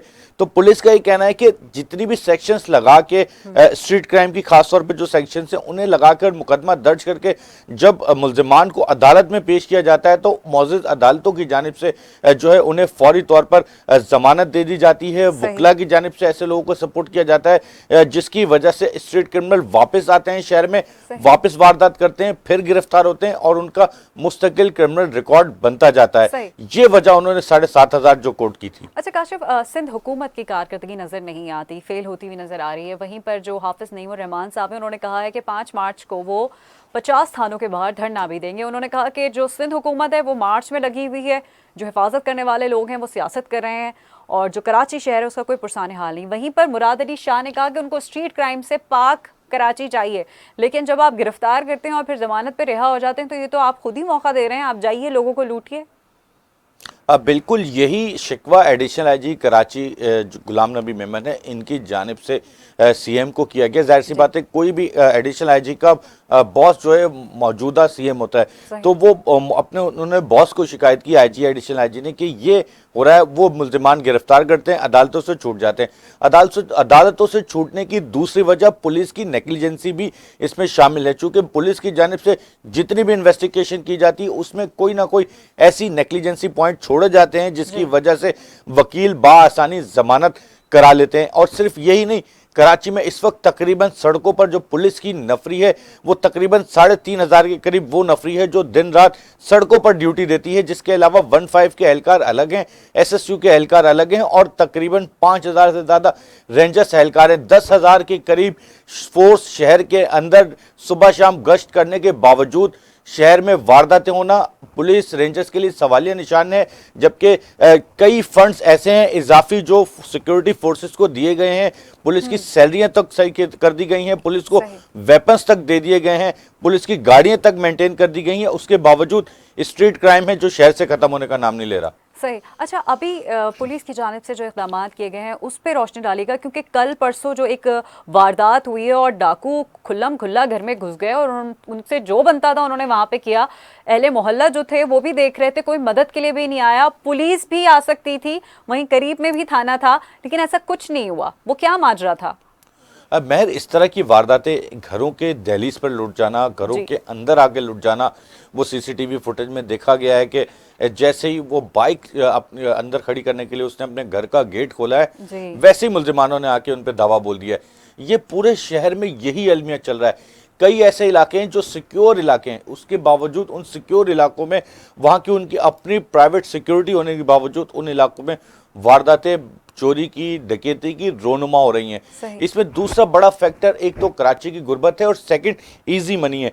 कोई भी शख्स नॉर्मली तौर पर अगर काम करने जाएगा, मजदूरी करने जाएगा तो नॉर्मली 500, 1000, 1500 से ऊपर नहीं कमा सकता, लेकिन वो जब डकैती की वारदात करने जाएगा तो डेली बेसिस पे 8 से 10,000 रुपए कमा सकते हैं, जो आम आदमी नहीं कमा सकता। इजी मनी की वजह से जो डकैत गिरोह हैं ये ज्यादा सरगर्म होते हैं, चूंकि जब लूटमार की वारदात करते हैं तो इजी मनी होता है, फोन बिकते हैं। और फिर दूसरी बड़ी अहम बात आपको बताऊं कि इस वक्त कराची में तकरीबन कई ऐसे मोबाइल फोन्स हैं जो शहरियों के छिने हैं, जो कराची से बाहर दीगर इसी सिंध के दीगर सूबों में जाके, दीगर शहरों में जाके, दीगर इजला में जाके बिकते हैं। वहां से पुलिस की जानिब से गिरफ्तार भी किए जाते हैं, मोबाइल रिकवर भी किए जाते हैं। सीपीएलसी और सेंट्रल पुलिस ने अब से कुछ दिन कबल मुश्तरका तौर पर तकरीबन 300 मोबाइल फोन शहरियों के हवाले किए। ये वो मोबाइल फोन थे जो लोगों से गन पॉइंट पर घरों के बाहर खड़े हुए घरों के अंदर से छीने जा चुके थे। सही, बहुत बहुत शुक्रिया काशिफ नाज़िर आपका। और जिस तरह से इस वक्त शहर कायद की सिचुएशन हुई हुई है वो बहुत ही गौर तलब है। कराची में अमन अमान की बिगड़ती हुई सूरत हाल, और मुराद अली शाह ने कल एक अहम बैठक भी की और उसमें उन्होंने कहा कि कराची को वो किसी भी जराइम से पाक देखना चाहते हैं एट एनी कॉस्ट। उन्होंने कहा पुलिस के जो चीफ बैठे थे उनको मुखातिब करते हुए उन्होंने कहा कि कुछ भी करें, अगर लोग काम नहीं कर रहे हैं, नाअहल हैं, उनको निकाल दें इदारों से और कोशिश करें कि स्ट्रीट क्राइम की जो शरह बढ़ गई है वो कम हो किसी तरह। मज़ीद अगर हम इस पर देखते हैं कि वज़ीर आला सिंध मुराद अली शाह की सदारत में अमन अमान के हवाले से होने वाले इजलास में एडिशनल IG कराची गुलाम नबी मेमन ने क्राइम से मुतालिक ब्रीफिंग देते हुए साफ अल्फाज में ये कहा कि तकरीबन 7,500 के करीब जो है स्ट्रीट क्रिमिनल्स हैं जो बार बार क्राइम कर रहे हैं और उनको हम पकड़ते हैं और अदालतें उनको ज़मानत पे बरी कर देती हैं। तो ये जनाब ये सिचुएशन है इस वक्त। जहनी तनाव बहुत है, लोग डिप्रेशन का शिकार हो रहे हैं। जैसे कि काशिफ ने बोला कि ईजी मनी हासिल करने के लिए लोग कोशिश करते हैं कि किसी के साथ कोई भी क्राइम करके वो चले जाएं आराम से और उनकी कोई पकड़ नहीं हुई। वहीं पर थोड़ा सा ब्रेक ज़रूरी है ज़िंदगी में। ज़िंदगी को खुशगवार बनाने के लिए कहते हैं कि अगर हल्का फुल्का म्यूज़िक आपकी ज़िंदगी में ऐड हो जाए तो उससे ज़िंदगी थोड़ी सी गार्डन हो जाती है, कलरफुल हो जाती है। अच्छा, म्यूज़िक और म्यूज़िक में बहुत सारे जॉनराज हैं, वहीं पर एक जॉनरा जो कि बड़ा मुनफरद है, अपनी एक अहमियत रखता है, उसकी एक ख़ास एक बात है, उसका एक अपना ग्रेस है, वो है रैपिंग। जी हाँ, रैपिंग करना बहुत मुश्किल काम है, आसान नहीं है।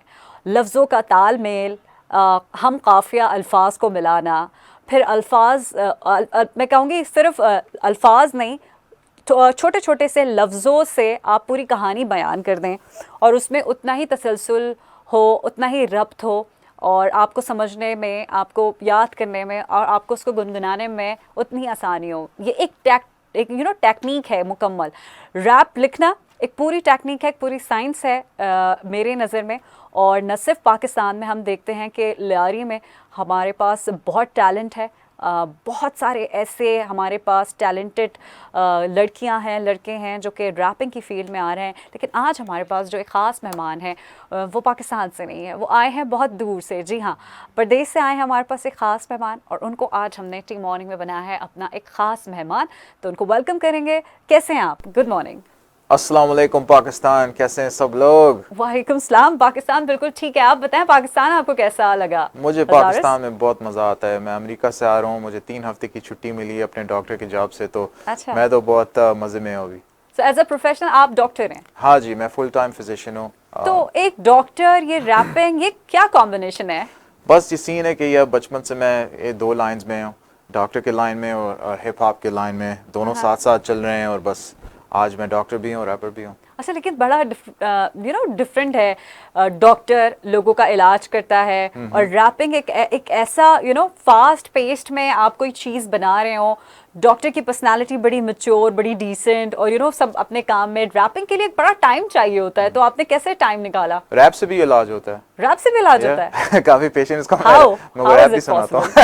How is it No, possible? it's possible. Music is medicine. Medicine भी exactly. होता है म्यूजिक में। अच्छा, तो पहला आपने जब रैप लिखा अपना, तो उसके बारे में बताइए। क्यों लिखा, किस चीज़ से इंस्पायर होकर लिखा? शुरू में ऐसे रैप म्यूज़िक से ऐसे लगता था कि कोई बंदे की बिलोंगिंग होती है, क्योंकि मैं जिस शहर से आया हूँ डिट्रॉइट में, उधर काफ़ी बचपन में मेरा काफ़ी रेसिज्म से मैं गुजरा हूँ और काफ़ी लोग मुझे ऐसे देख के कहते हैं कि यार देखो तुम बिलोंग नहीं करते हो, तुम देसी बंदे हो, इधर काले हैं इधर गोरे हैं। तो मैं बिलोंग नहीं फील करता था। तो मैं रैप जब सुनता था मुझे ऐसे लगता था मेरी कोई जगह है। तो उसके बाद से मैंने जब रैप शुरू किया, उससे ऐसे मुझे लगा जैसे मेरे अंदर कुछ है जो मैं दिखा सकता हूँ सब लोग को। सही। तो आपने जब पहला रैप लिखा तो सबसे पहले आपने किसको सुनाया? वो अपने भाई को सुनाया मैंने। अच्छा, भाई को सुनाया। उसके साथ मैं काफ़ी सुनता था हिप हॉप। उसका नाम है आमिर।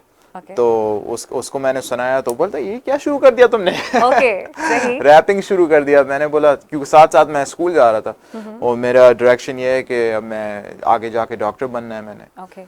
तो कॉन्फ्लिक्ट हो गया, क्योंकि फिर मैं सोचने लगा यार मैं तो रैपर बनने चाहता हूँ, फिर डॉक्टर कैसे बनूंगा? सही। तो एक कॉन्फ्लिक्ट बन गया शुरू। तो फिर कैसे पढ़ाई पे कैसे कंसंट्रेट किया आप? मैं तो बस क्लासेस जाता हूँ, तो मेरे अंदर एक ओवर अचीवर की मेंटालिटी है। मैं चाहता हूँ कि देखो मैं क्लासेस में करूँ, सबसे हाईएस्ट ग्रेड लूँ। जैसे जब भी क्लास में होता हूँ मेरा एक कंपेटिटिव माइंड स्टेट होता है। मैं सोचता हूँ कि देखो अगर कोई बंदा इधर A- लेगा या A लेगा, मैं उस A+ लूंगा इस क्लास में। तो ये मेरा काइंड ऑफ बचपन से ही मेरा एक कंपेटिटिव माइंड है। तो मैं स्कूल में इतना अच्छा कर रहा हूँ ग्रेड्स के साथ, तो आगे जाके मुझे जब स्कॉलरशिप मिली, प्रेसिडेंशियल स्कॉलरशिप कॉलेज के लिए वेन स्टेट यूनिवर्सिटी, तो वो जब मुझे मिल गया तो मैंने बोला चलो ये अच्छी बात है। आगे जाके मैं और करने लगा। फिर मेडिकल स्कूल का एडमिशन हो गया। Very good. अच्छा, तो ये तमाम मामला चल रहे थे, आपने रैप भी लिख लिया, आपने भाई को भी सुना दिया। परफॉर्म पहली दफ़ा कहाँ किया? मैंने सबसे पहले परफॉर्म किया था डाउनटाउन डिट्रॉइट में। अच्छा। डाउनटाउन डिट्रॉइट में मेरा परफॉर्मेंस था। Okay. तो उस वक्त वो जो एमिनेम जो है बहुत मशहूर आर्टिस्ट पूरी Oh, दुनिया yes. का, उसका पूरा जो स्क्वाड है, उसका ग्रुप जिसका नाम है D12, वो मुझे जज करते थे बैटल्स में। Really? हाँ हाँ, Wow. शुरू में। तो उस वक्त मेरा रिलेशनशिप उनके साथ बना। जी। आगे जाके अब मैं उनके साथ गाने भी बनाता हूँ, अच्छा। उनके मिक्स टेप्स में भी आता हूँ। सही। तो वो मेरी फैमिली बन गई है उधर डिट्रॉइट में। ओके, तो आपकी बिलोंगिंग पाकिस्तान से है या आप शुरू से ही वहीं अमेरिका? मैं अमेरिका में पैदा हुआ हूँ, डिट्रॉइट में। तो लेकिन मेरी अम्मी कराची से है और अच्छा। मेरा अब्बू सरगोदा। ओके, तो कराची से आप लोग, मतलब कराची से आप लोग कब गए यहाँ से? मेरी Parents कब गए? मुझे 70s में 70s में गए। अच्छा, तो पेरेंट्स की तरफ से कोई रिस्ट्रिक्शंस तो नहीं थी कि नहीं ये मत करो, सिर्फ डॉक्टर बने हो? रिस्ट्रिक्शंस तो होती हैं। आई मीन ऑब्वियसली मुख्तलिफ चीज़ है। अगर बंदा रैप करता है देसी हाउस होल्ड में, तो ये चीज़ को अच्छे नज़र से तो नहीं देखते हैं कोई। सही। खासतर जो इमेज है हिप हॉप की। Oh, yes. लेकिन मैं इस हिप हॉप को, इस इमेज को मैं बदलना चाहता हूँ, और अच्छा। तभी तो मैं आया हूँ पाकिस्तान में, क्योंकि मैं हिप हॉप के थ्रू पॉजिटिव चीज़ें दिखाने चाहता हूँ। Okay. और स्टूडेंट्स को एनकरेज करना चाहता हूँ। अभी लाहौर यूनिवर्सिटी ने मुझे स्पॉन्सर किया हुआ है। Wow. मैं आया हूँ तो मैं सबको स्पीचेस देता हूँ कि देखो, साथ साथ अपना पैशन भी फॉलो करो, साथ साथ अपनी पढ़ाई भी करो। तो इसमें कोई लिमिट्स नहीं होते हैं। ये नहीं है कि बंदा आगे जाके एंटरटेनर बन गया तो स्कूल नहीं जा सकता है, ऐसी अच्छा, बात नहीं है। तो लेकिन इतने इतने जबरदस्त लोग जो होते हैं, जो पैकेज होते हैं, वो बहुत कम होते हैं ना? हाँ, ये भी है ना? ये भी है। क्योंकि कुछ लोग ऐसे होते हैं वो एक वक्त में सिर्फ एक ही काम कर सकते हैं। हाँ, ज्यादा काम, मल्टीटास्किंग नहीं होते। मल्टीटास्क कर सकता है, कोई भी कर सकता है। मल्टीटास्क कोई भी कर सकता है। ओके। अच्छा, जब आपको फेस करना पड़ा अपनी फैमिली को, फैमिली की तरफ से ऑब्वियसली अम्मा ने कहा होगा ये क्या कर रहे हो, फैमिली क्या कहेगी, खानदान क्या कहेगा। अब इस तरह का जब माहौल हो जाता है तो इस तरफ आने वाले लोग सोचते हैं कि क्या हमें इसको चूज करना चाहिए। आप ऐसे लोगों से क्या कहेंगे? मैं बस कहता हूँ, देखो, जो अगर पैशन है तुम्हारा, अगर सपोर्ट नहीं मिल रही है घर से, तो बस जो तुमको टाइम मिलता है अपने फैमिली वाले लोग को खुश करो। Okay. स्कूल जाओ, काम करो, अपना प्रोफेशन करो, सही। लेकिन साथ साथ तुम्हारा जो पैशन है टाइम बनाओ उसके लिए भी, क्योंकि उससे दिल में खुशी मिलेगी तुमको। ओके, हाँ, ये बात है। दिल खुश रहता है तो सब खुश रहता है ना। तो आप कुछ शेयर करेंगे हमारे साथ, कुछ हमें सुनाएंगे? आपने जो पहली बार लिखा और अपने भाई को सुनाया, या जो भी आप हमसे शेयर करें। हाँ, सुना सकता हूँ। रैप थोड़ा सा तेज होएगा। हाँ, why not, why not? Okay, We are ready. Check this out. अंग्रेजी में होएगा ये। हाँ, तो sure, check it. sure. Yo, I'm King Solomon, I conquer like the Ottomans, I make the law in parliament. The problem that you caught up in is I am the product of people calling him Osama bin Taliban. I give it to you raw, when no seasoning economist. Drop it with the minerals and vitamins, too little for the fireman. You listening, your mind has been. Get the subtitles and to get up to the height of I'm Burj Khalifa. Swinging like I'm Spider-Man, stepping up the bat again, I rock it like a Freedy. Knock it out the field, now I'm popping out the TV. Drop it like it's easy, nobody I can see me. I'm pocking eyes and wheezy, Nawazuddin Siddiqui. Master like Aladdin to a genie. Poet like Allama Ghalib, teach me. Hungry like it's Ramadan, so feed me another rapper's head and regard it as my Eid. I'm from the gutter, I'm finna cut up rappers trying to copy, but stutter like me, the other hit me, but I drop you and smother. I've been this butter since the video I shot up inside the I'm burning rubber born on Layla took other godless, my mother hustle till a lot, and my cover got too much of it. Every day I start with the fudge fight for my brother's freedom and the rights of each other, all skin and color. जबरदस्त भाई, I must clap for शुक्रिया। You. और दूसरा ये कि ये इतने सारे जो ज़बरदस्त आपने अपने रैप में नाम ऐड किए हैं, मैं पूछना चाहूँगी कि ये नाम आपने जब ऐड किए तो क्या सोचकर आपने किए ऐड? देखो, ये मेरा जो रैप होता है उसमें मैं कोशिश करता हूँ कि अपना कल्चर मैं डालूं अपने रैप्स में। Very good. तो जैसे मैंने इसमें जिक्र किया, I start my day with फजर, तो ये कोई दूसरे रैपर्स के गाने में नहीं कोई सुनेगा, लेकिन बिल्कुल मेरे नहीं में सुनेगा, क्योंकि ये और मेरा। मैंने ऐसा सुना भी नहीं है, टू बी वेरी ऑनेस्ट। और साथ साथ लैलतुल कदर के बारे में, जिस दिन Wow, मैं पैदा हुआ, great. तो ये सब चीज़ें मैं कल्चर और स्पिरिचुअलिटी में अपने डालता हूँ अपने म्यूजिक में, क्योंकि अच्छा, लोगों का ये परसेप्शन है लजारिस के जो लोग हिप हॉप करते हैं या रैप गाते हैं या सिंगर्स हैं, वो अपने रिलीजन या ट्रेडिशन से बहुत दूर होते हैं। हाँ। लेकिन जब मैंने अभी आपका ये जो रैप सुना है, ये मतलब खूबसूरत कॉम्पोजिशन है। बहुत शुक्रिया। आप कैसे देखते हैं ये मेरा बस perception यही लोगों का? मकसद है। अगर ये मैं, जैसे लोग कहते हैं ना कि मैं दूसरे की तरफ बनने चाहता हूँ, मैं इस रैपर को कॉपी करने चाहता हूँ, मेरा शुरू से ये है कि मैं दुनिया को दिखाने चाहता हूँ मैं कौन हूँ। Wow. Doctor Kamran Rashid That's Khan like a good- AKA लाज़रस कोई और चीज़ है। सही। तो ये तमाम चीज़ें अभी चल रही हैं, आप माशाल्लाह से अच्छा कर भी रहे हैं। आगे फ्यूचर के क्या प्लान्स हैं? फ्यूचर का प्लान एक्चुअली मेरा ये मकसद तो एक तो मैं इधर आके मैं लोगों को काफ़ी मैंने इंकरेज किया है वैक्सीनेशंस के बारे में, कोविड के बारे में, मेडिकल साइड का जो है। दूसरा जो हिप हॉप का है, अभी मैंने रिकॉर्ड लेबल मैंने शुरू किया है रिसेंटली, उसका जिसका नाम है लैज आर्मी रिकॉर्ड्स। मेरा मकसद ये है कि मैं दिखाना चाहता हूँ कि इधर पाकिस्तान में जो ज़बरदस्त जो टैलेंट आ रहा है उसको मैं शोकेस करना चाहता हूँ इंटरनेशनल स्टेज पे। अभी हमने साइन किया आर्टिस्ट काकी 1000 जिसका नाम है, 11 साल का बच्चा है। जी जी। उसका म्यूज़िक इतना ज़बरदस्त लगा मुझे, उसका इतना ज़बरदस्त टैलेंट मुझे नज़र आया, तो मैं शोकेस करना चाहता हूँ इंटरनेशनल स्टेज पे। तो ये मेरा मकसद है कि I want to show talent Pakistan का पूरी दुनिया सही। अच्छा, जैसे और बहुत सारी चीज़ों की अपनी अपनी अलग अलग टर्मिनोलॉजी होती है। मैं समझती हूँ रैप लिखने की भी एक अलग ही एक बोली है, तो ये कैसे कितना मुश्किल है और कितना आसान है? क्या रब्त चाहिए अपने आप को कनेक्ट करने के लिए, रैपिंग लिखने के लिए? ये बहुत आसान है। आई मीन लोग जो डिफरेंट फील्ड्स में जाते हैं, काफ़ी उनको एक्सपेंसिव चीज़ें चाहिए होती हैं। आई मीन रैप के लिए तुमको बस एक कलम चाहिए और बस एक दिमाग और एक स्टूडियो। हाँ, लेकिन पस मंज़र कुछ तो चीज़ होती होगी ना? हाँ, वो तो होता है। रिकॉर्डिंग स्टूडियो में जाके बंदा गाना बनाता है, फिर उसको अपलोड करता है। आजकल सोशल मीडिया के ज़माने में बंदा अपलोड करे अपने गाना और एकदम से उसके व्यूज़ आने लगते हैं, लोग स्प्रेड होता है, वायरल हो जाता है। तो इस तरह से बंदे करते हैं काम हिप हॉप में और काफ़ी आगे चल रहे हैं लोग। Well, thank you so much for your coming. और आप आए यहाँ पे, हमें बहुत खुशी हुई और हम ये चाहते हैं कि आप इसी तरह पाकिस्तान आए और पाकिस्तान में जो हिडन टैलेंट है आप जैसे लोग उसको डिस्कवर करेंगे और वो शोकेस होगा पूरी दुनिया के सामने, तो पाकिस्तान का भी सर फख्र से बुलंद होगा। हमारी बहुत सारी दुआएं हैं आपके साथ। Thank you so much for your coming. इंशाल्लाह। Thank you. वेल, ये थे हमारे ख़ास मेहमान जो कि बहुत दूर से आए और हमारी ये कोशिश होती है कि इस तरह का कोई भी टैलेंट अगर पाकिस्तान में मौजूद है तो हम उसे अपने इस प्लेटफॉर्म पर बुलाएं और उनको अप्रिशिएट भी करें, अपलॉड भी करें और उन जैसे लोग जो कहीं पर भी छुपे हुए हैं अपने फ़न के साथ इंस्पायर हो और आगे बढ़ें और अपने फ़न को आगे और निखारने में एफ़र्ट करें, क्योंकि बहुत कम लोग होते हैं जो कि बहुत ही मुस्तकिल मिजाजी के साथ अपनी चीज़ों को परसू करते हैं।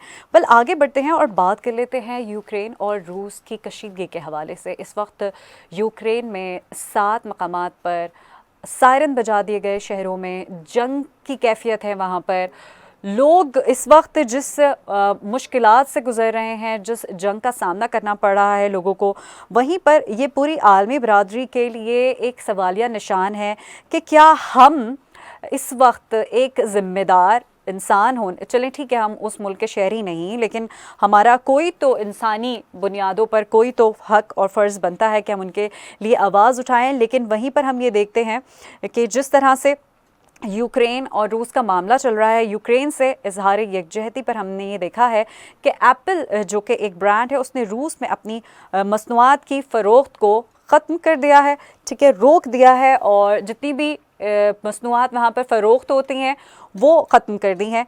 इससे कबल दीगर technology companies Facebook, Twitter, Google और यूट्यूब ने भी रूस पर कुछ पाबंदियां आयद की थी और इश्तहारात से होने वाली आमदनी और दीगर सर्विसेज रोकने का ऐलान भी किया था।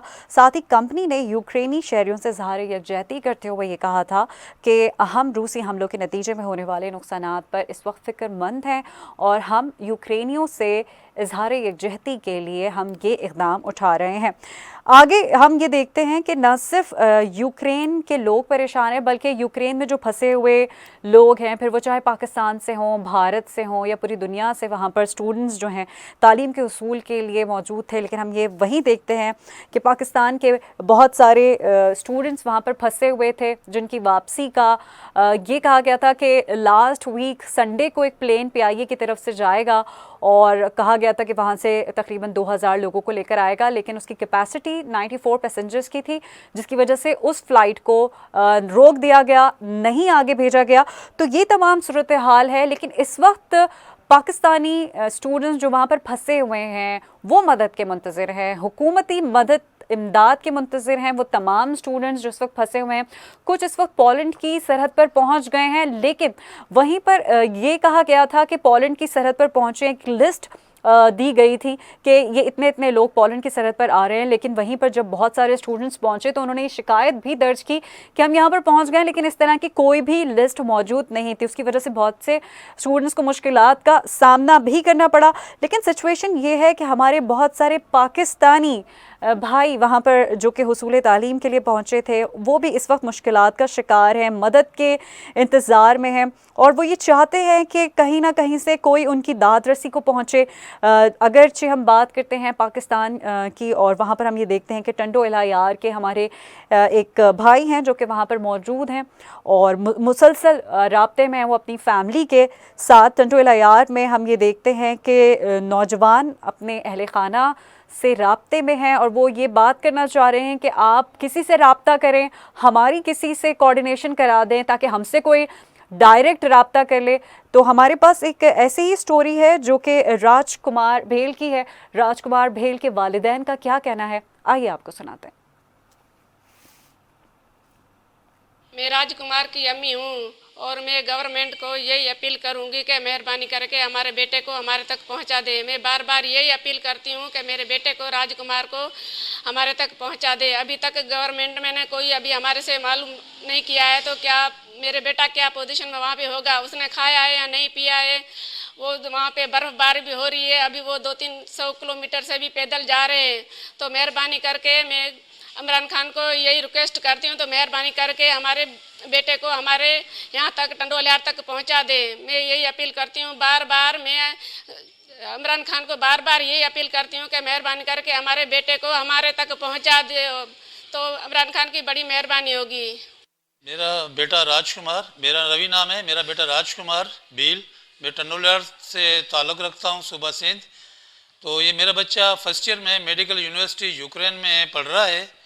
तो जब से ये रूस और ये यूक्रेन की जो जंग लगी है, लड़ाई हुई है, तो उस टाइम ये 2 दिन से इनका राब्ता नहीं हुआ। हमारे शुरू से बहुत परेशान थे, हम बहुत परेशान थे कि राब्ता नहीं हो पा रहा था। तो 2 दिन के बाद जब राब्ता हुआ तो ये बोल रहे कि हमें जो है वहीं से टैक्सी की थी और हम जा रहे थे पोलैंड बॉर्डर की तरफ से। तो पेट्रोल ख़त्म होने के सूरत में हमने जो है गाड़ी वहीं पे छोड़ दी। तकरीबन 250 किलोमीटर हमने पैदल किया, 5 दिन 4 दिन पैदल। और इस बीच में बहुत सर्दी थी, -5-8 जो है वो सेंटीग्रेड पे था। उधर कोई फैसिलिटीज़ नहीं थी, खाने पीने के लिए परेशानी थी, बहुत परेशानी थी। और जो पैसे थे वो भी जो ख़त्म हो चुके थे। तो इस वजह बहुत हमें जो है मुश्किल का सामना करना पड़ा। जब हम बच्चों से पूछा तो कि कोई सफ़ीर पाकिस्तानी या किसी से आपका रब्ता हुआ, तो इन्होंने बोला हमें कोई भी रब्ता नहीं कर रहा है, कोई भी पाकिस्तानी सफ़ीर राब्ते में नहीं है। और जब हम कॉल उठाते हैं तो वो कॉल भी नहीं उठा रहे हैं वो। तो हमें बहुत मुश्किल जो है ये मंजिल निकालनी पड़ी। जी, आपने शॉर्ट सुना। राजकुमार भेल के वालिदैन इस वक्त मदद के मुंतज़िर हैं और हमारे साथ इस वक्त टेलीफोन लाइन पर मौजूद हैं राजकुमार के वालिद रवि। अस्सलाम वालेकुम, कैसे हैं आप? मैडम ठीक ठाक, खैरियत से। आप कैसे? ठीक है, बिल्कुल ठीक ठाक। रवि साहब, ये तमाम जो मामलात आपकी फ़ैमिली के साथ इस वक्त चल रहे हैं, पूरी कौम इस वक्त आपके साथ है और आपका ये जो दुख है, वाकई में जंग की सूरत हाल ऐसी हो और आपके घर का कोई बच्चा उस मुल्क में मौजूद हो तो समझ में नहीं आता कि क्या किया जाए। हुकूमत की तरफ से कितना ताउन इस वक्त किया जा रहा है आप लोगों के साथ? मैडम कुछ भी नील है, कुछ भी नहीं है। मैं तो आपका बहुत बड़ा एहसानमंद हूँ, आपने जो है राब्ता किया है जी। पाकिस्तानी गवर्नमेंट से कुछ भी नो रिस्पॉन्स, कुछ भी नहीं है, कुछ भी नहीं है। कोई एक लफ्ज भी हो तो मैं उनके बात कर सकूँ, कुछ भी नहीं है। पता नहीं किस हम मुल्क में रह रहे हैं, क्या हो रहा है, कुछ नहीं हो रहा है। क्या हमारी जिंदगी है, क्या हम क्या कर सकते हैं? अभी ऐसे लफ्ज नहीं है जो बोल सके। तो बस बड़े दुख से हमें कहना पड़ रहा है कि हमारा क्या नसीब है। कुछ नहीं कह सकते मैडम, कुछ भी नहीं सकते। बस सही लावारिस जिंदगी, मतलब लावारिस की तरह हम रह रहे हैं ना। कोई बस अभी क्या बोल सकते हैं अभी।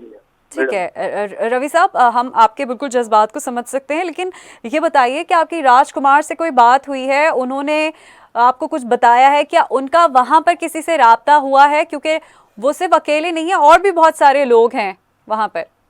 जी जी तो आपकी कोई बात हुई है उनसे? मैडम, जो अभी यहाँ शुरू से की बात कर रहे हैं आप? जी जी बिल्कुल। शुरू से मैं तो जब ये अटैक हुआ था 2 दिन के लिए बिल्कुल रास्ता नहीं हो पा रहा था। जी और जो मैडम ये ऑडियो कॉल चल रही है ना, वीडियो तो नहीं है ना? नहीं ऑडियो जी है? जी जी ऑडियो है जी। जी जी। तो 2 दिन से बिल्कुल रास्ता नहीं हो पा रहा सही। था। और जो 2 दिन बहुत हम बड़े बड़े परेशान थे, क्या करें, बस कुछ भी नहीं कर सकते थे, तो रास्ता ही नहीं हो पा रहा था। तो जो 2 दिन के बाद जब रास्ता हुआ तो इन बच्चों ने बड़े दुख के साथ ऐसे बातें कर रहे थे कि हम खुद परेशान थे, तो क्या कर सकते हैं। बोल रहे हैं कि हम जब हम वहीं से एक पता नहीं बहुत कॉस्टली जो है, बहुत कॉस्टली पैसों से जो है हमने वहाँ पे एक टैक्सी करी, 100 रियाल पता नहीं कितने बता रहे थे बच्चे। बोले हम जब वहीं से निकले बीच में पेट्रोल ही खत्म हो गया, तो वहीं पे से हम तकरीबन 5 दिन से दिन रात पैदल चल रहे हैं। तो उसमें ना खाना ना पीना, कोई गवर्नमेंट की सहूलत नहीं है और कुछ भी नहीं है। ठंड भी माइनस पे जा रहा, 85 सेंटीग्रेड पे जो कूलिंग थी वहाँ पे, बारिश भी हो रही थी, तो कोई सहूलत नहीं थी। बड़े मुश्किल के साथ जो हम जब यहाँ पे बॉर्डर पे पहुंचे, पोलैंड के बॉर्डर पे वहाँ पे पहुंचे, तो हालात में हमारे बहुत खराब थे। तो जो ना था हमारे पास पैसे थे, कुछ भी नहीं थे। अगर पैसे भी होते थे, वहीं पे मार्शाला का सिस्टम था वहाँ पे लगा हुआ था, कोई बैंक एटीएम्स खुली हुई नहीं थी। हालात बहुत कष्ट थी वहाँ पे। तो ना तो पाकिस्तानी सफीर के हम राब्ता कर रहे थे, हमारी कॉल नहीं उठा रहे हैं वो। अच्छा। कोई कॉल नहीं उठाने के तैयार नहीं है। और जब भी हम बॉर्डर पे पहुंचे, पोलैंड के बॉर्डर पे पहुंचे, तो वहीं पे जो है क्या कहते हैं, एक जरार जो है राजकुमार के साथ, मेरा बेटे के साथ, तो एक जरार भी है, दोनों बच्चे टंडोल यार के हैं। उन्होंने जो है अमेरिकन न्यूज एजेंसी से गुफ्तगू की, तो उन्होंने यूक्रेन बॉर्डर जो वहीं पे जो एक अपना के बोला कि भाई आप जो है आप जितना हो सके आप अपना यूक्रेन छोड़ो और किसी महफूज अफाज कंट्री में जाओ या कहीं यहीं से निकल जाओ। देखो ना, एक ये जो है हंगरी के उन्होंने राब्ता किया, लेकिन हमें यूक्रेन के जो सचिव साहब है उन्होंने बिल्कुल कोई राब्ता नहीं किया है। सही। और जो अच्छा, रवि साहब ये बताइए कि आपके बच्चे इस वक्त किस जगह पर हैं? जी, आपके जो बच्चे हैं वो इस वक्त किस जगह पर हैं? यूक्रेन से बाहर निकल गए? बिल्कुल, अभी यूक्रेन से बाहर निकल पोलैंड के बॉर्डर में है, पोलैंड की कंट्री में बॉर्डर पे जा रहे हैं बस में 2-3 बसें हैं उसकी पुलिस की कस्टडी में, वो जा रहे हैं। कोई जर्मनी की सुना, बच्चे ने राब्ता किया कि जर्मनी से हम घूम के आएंगे, जर्मनी एयरपोर्ट से आएंगे हम।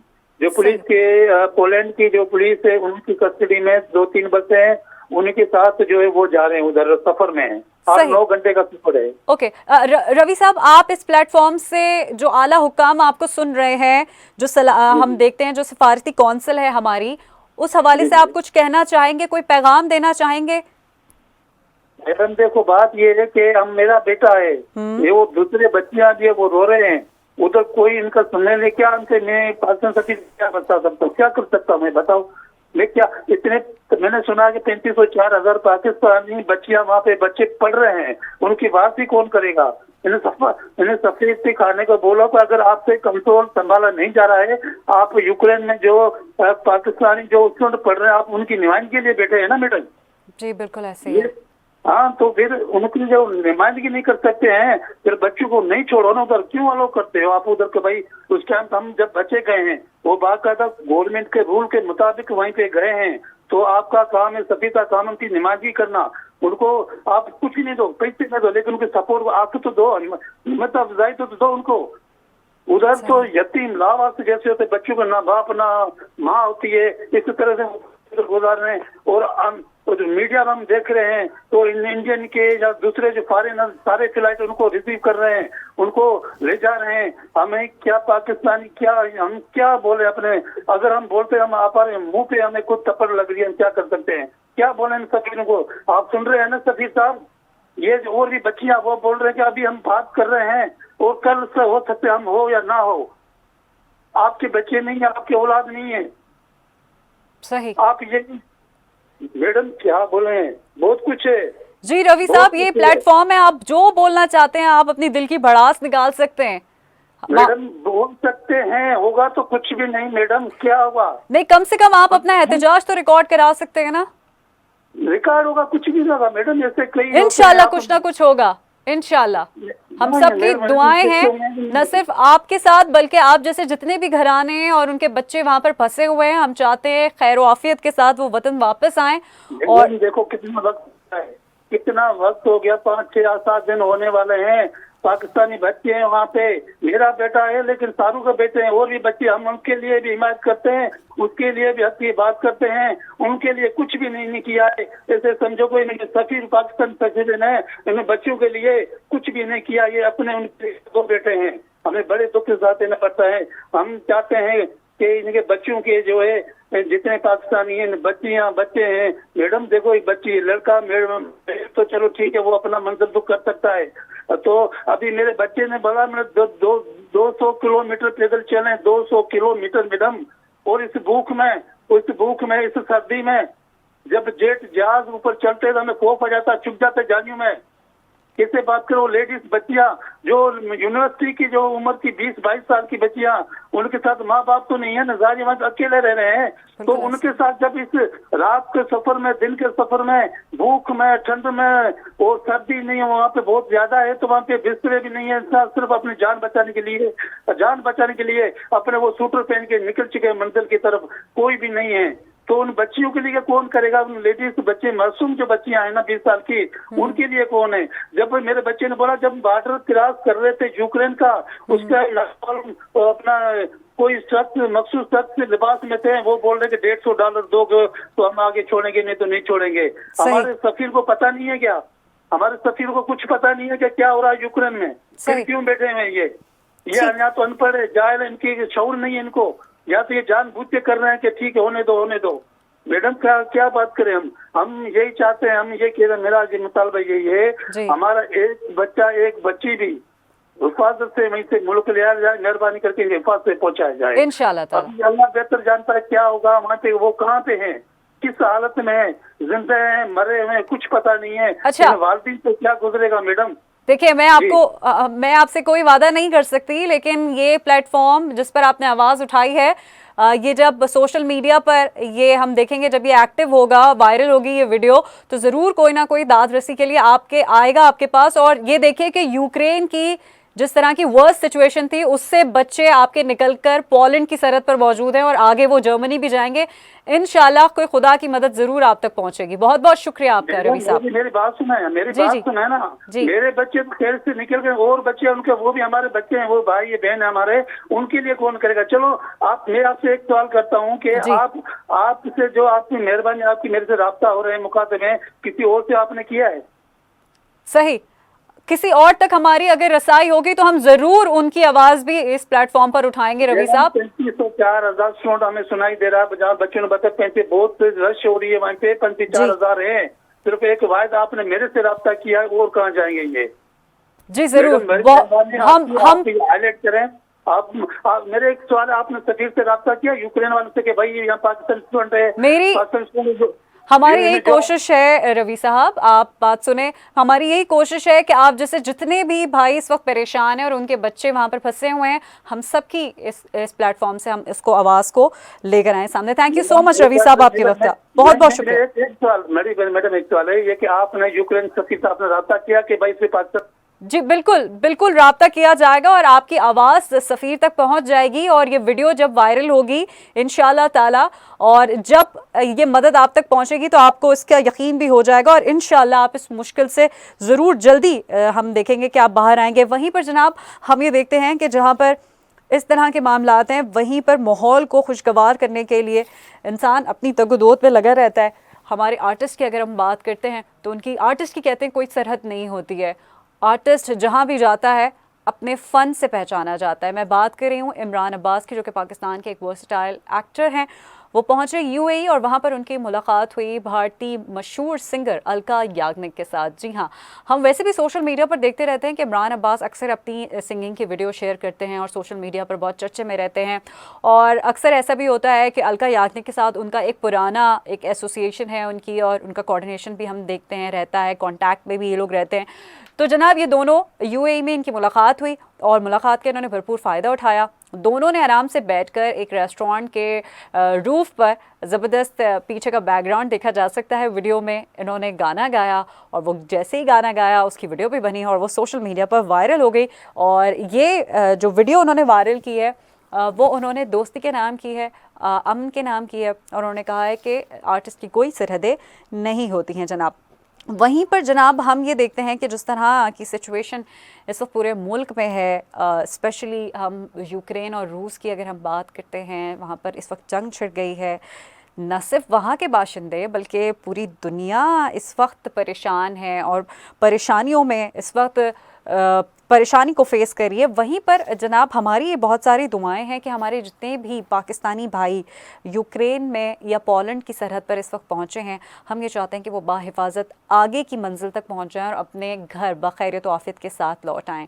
इसी नोट के साथ जनाब मुझे और मेरी पूरी टीम को दीजिए इजाज़त इस अपनेपन के साथ कि आप जहाँ रहें खुश रहें। खुदा हाफिज़।